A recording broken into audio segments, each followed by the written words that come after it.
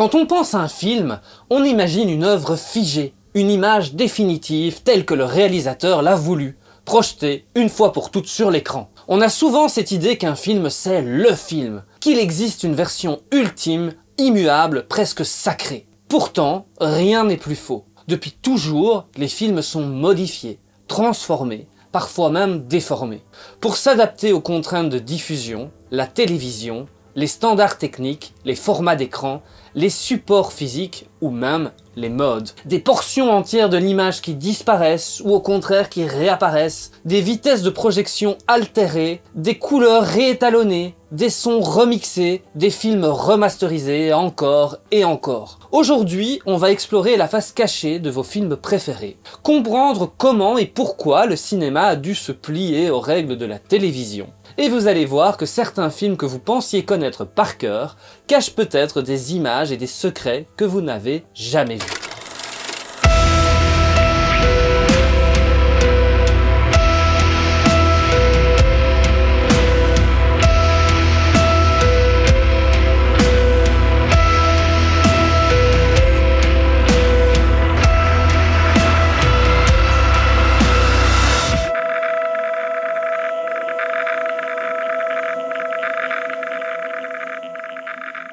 Pour bien comprendre ce dont on va parler, il faut d'abord faire un petit détour par l'histoire des formats du cinéma. Au début du cinéma, entre la fin du 19e et les années 1920, le format d'image standard est le 4/3, aussi appelé 1,33/1. Un format presque carré, défini à l'origine par Thomas Edison et directement lié à l'utilisation de la pellicule 35 mm. On va utiliser une pellicule très similaire à la photo, mais qu'on va utiliser dans l'autre sens. À cette époque, l'image occupe toute la surface disponible sur la pellicule, 4 perforations de hauteur, aucune piste sonore, tout est dédié à l'image. C'est le format du cinéma muet. À la fin des années 1920, le cinéma devient parlant, et ce changement va avoir un impact très concret sur l'image. Le son est désormais inscrit physiquement sur la pellicule, sous la forme d'une piste optique placée sur le côté. Pour faire de la place pour le son, on est donc obligé de réduire légèrement la largeur de l'image. En 1932, l'Academy of Motion Picture Arts and Science va donc normaliser un nouveau format, c'est la naissance du format académique 1,37/1. Un compromis technique plus que artistique qui va devenir le standard pendant plusieurs décennies. Je vais vous montrer à quoi ça ressemble. Voici une bobine 35 mm. On voit bien les 4 perforations pour chaque image et on voit aussi la bande son optique sur le côté qui prend une partie de la place disponible.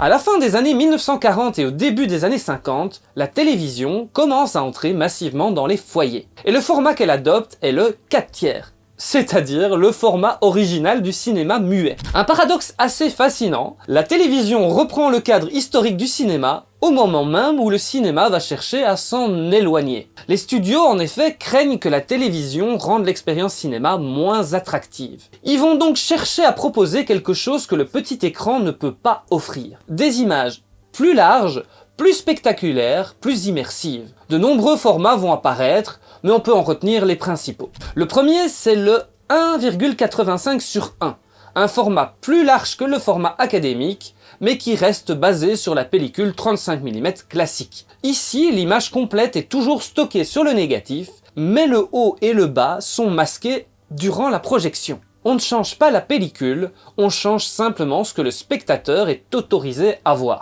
Autre approche plus radicale, les formats dits anamorphiques, comme le 2,35/1 ou le 2,39/1. Au tournage, on utilise des objectifs spéciaux qui compressent l'image horizontalement pour la faire rentrer dans la zone 35 mm standard. À la projection, une autre lentille décompresse l'image qui retrouve sa largeur sur l'écran. C'est le principe du cinémascope, une image extrêmement large pensée pour la salle. Il existe aussi des formats encore plus spectaculaires comme le 70 mm ou 70 mm. Ici, la pellicule contient près de 3,5 fois plus d'infos que la pellicule 35 mm, ce qui permet de stocker une image beaucoup plus grande, beaucoup plus stable et plus détaillée. Un format rare et coûteux, mais impressionnant. même s'il y a pas mal de fantasmes autour du format à cause d'un marketing IMAX parfois mensonger. Mais ça sera probablement le sujet d'une autre vidéo.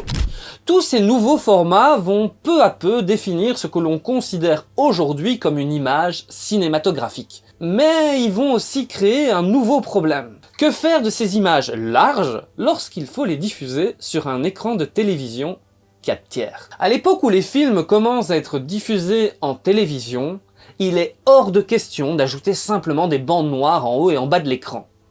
Va donc falloir inventer des techniques pour faire rentrer ces images larges dans les téléviseurs de l'époque. Parlons maintenant d'un autre problème, le problème du framerate, c'est-à-dire le nombre d'images par seconde.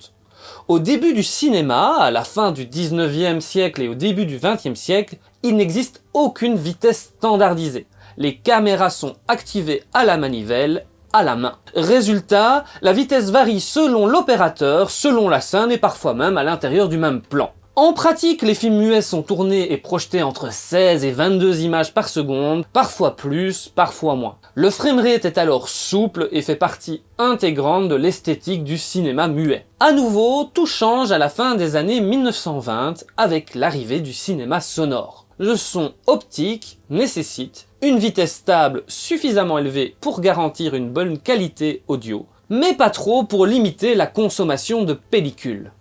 Le compromis adopté par l'industrie est le 24 images par seconde. Ce choix va fixer durablement l'esthétique du cinéma et devenir la norme mondiale. Mais la télévision ne fonctionne pas comme le cinéma. Les téléviseurs à tube cathodique basent leur rafraîchissement d'image sur la fréquence du courant électrique, 50 Hz en Europe, 60 Hz aux États-Unis.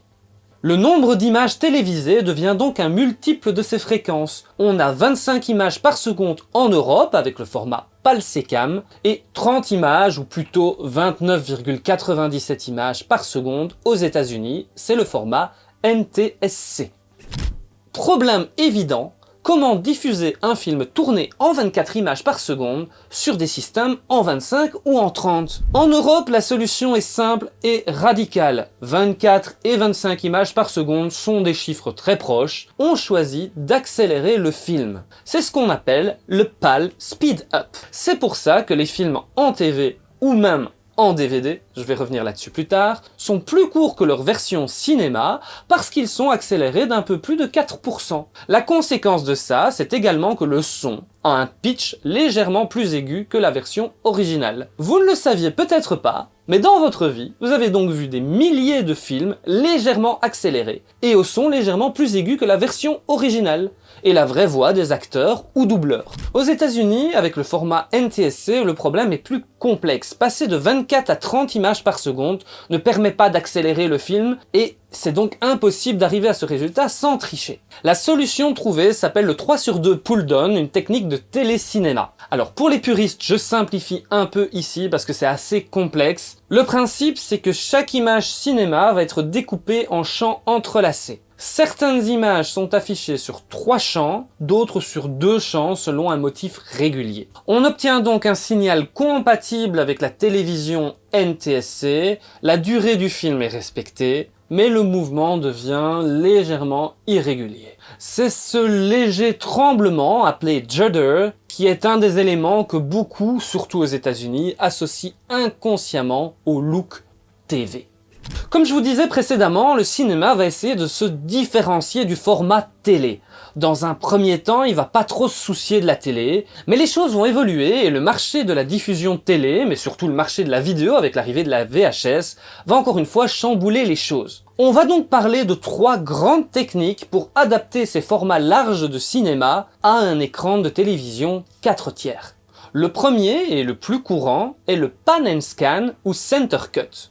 C'est celui dont je vous avais brièvement parlé dans ma vidéo sur la petite sirène. On va plan par plan cropper l'image pour ne garder qu'un rectangle 4 tiers, souvent dans la partie centrale de l'image. Si le film est à l'origine en 2,35:1 ou 2,39:1, on va perdre près de 45% de l'image. C'est gigantesque et il est parfois même difficile de garder quelque chose de cohérent. C'est pour ça que le technicien qui fait la conversion est parfois obligé de panner dans l'image, c'est-à-dire de faire glisser l'image pendant le plan pour montrer deux éléments qui étaient à la base visibles en même temps. La deuxième technique est, je trouve, la plus fascinante. C'est celle qui m'a donné envie de faire cette vidéo. Il s'agit de la technique du Open Matte. On en a parlé tout à l'heure. Pour le format cinéma 1.85, on va lors de la diffusion en salle projeter qu'une partie de l'image à l'aide d'un masque appelé matte. Le haut et le bas de l'image ne sont donc pas projetés. Dans le cadre de l'Open Matte, la technique consiste donc, pour la télévision, à ne pas masquer cette partie qui était bien là lors de la capture en pellicule. On se retrouve donc avec plus d'images en version TV qu'en version cinéma. Cette technique a été énormément utilisée, notamment dans les années 80 et 90 par des réalisateurs comme Steven Spielberg ou Robert Zemeckis. Son grand avantage, c'est que le cadre du réalisateur est beaucoup plus respecté. Le réalisateur voit le résultat dès le tournage et peut contrôler son cadrage en fonction de la version TV ou cinéma. Mais surtout, le résultat va beaucoup moins dépendre d'un labo de conversion qui va devoir improviser des cadres. Ce que je trouve fascinant, c'est qu'au final, c'est la version ciné qui est recadrée. Je parle évidemment physiquement par rapport à ce qui se trouve sur la pellicule. Artistiquement, c'est la manière dont les réalisateurs veulent que leur film soit vu qui compte, et donc probablement plus la version cinéma. Mais en sortant donc vos vieilles VHS, vous allez donc pouvoir redécouvrir des détails qui avaient disparu. Au début des années 90-90, mais plutôt démocratisé au début des années 2000, apparaît un nouveau changement qui va chambouler l'entièreté du paysage audiovisuel, l'arrivée d'une nouvelle norme, la télé 16/9. Plus ou moins à la même époque vont apparaître des nouveaux formats vidéo, les DVD. Un nouveau format va alors apparaître, d'abord destiné aux cinéphiles, le format widescreen. Il s'agit d'un format qui adapte le 1.85 au format 16/9. Les deux formats sont assez proches et donc on ne perd que à peu près 4% de l'image sur les côtés. Mais on va aussi progressivement commencer à préserver les films dans leur format cinéma. On commence à voir des films scope 2.35 ou 2.39 simplement afficher des bandes noires en haut et en bas de l'image. Mais les soucis sont pas finis. Les TV 16/9 sont courantes, mais la TV diffuse toujours en 4/3. Donc il faut soit mettre des bandes noires sur les côtés, soit avoir une image étirée, où donc les personnages sont écrasés dans le cadre. Les télédistributeurs vont donc à leur tour changer le format, et le format 16/9 devient le standard jusqu'à aujourd'hui de la télévision. Hier, France 2 fut la première chaîne de télévision à passer en couleur.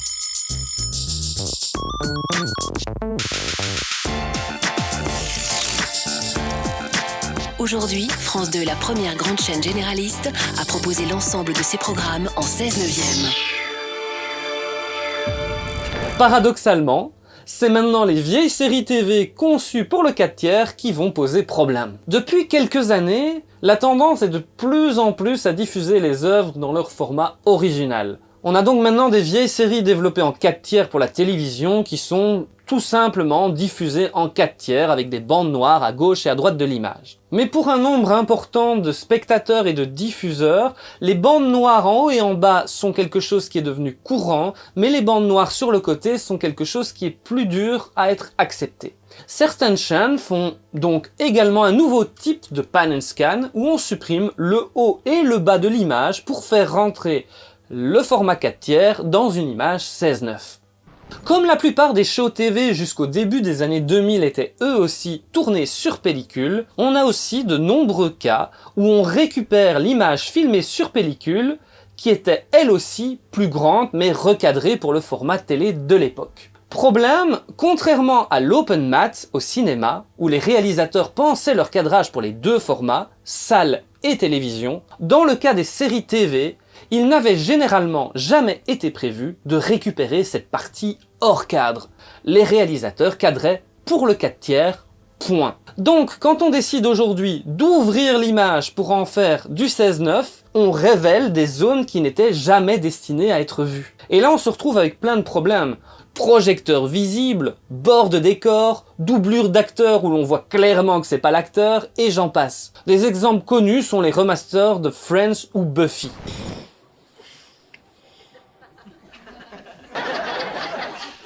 Happy Valentine.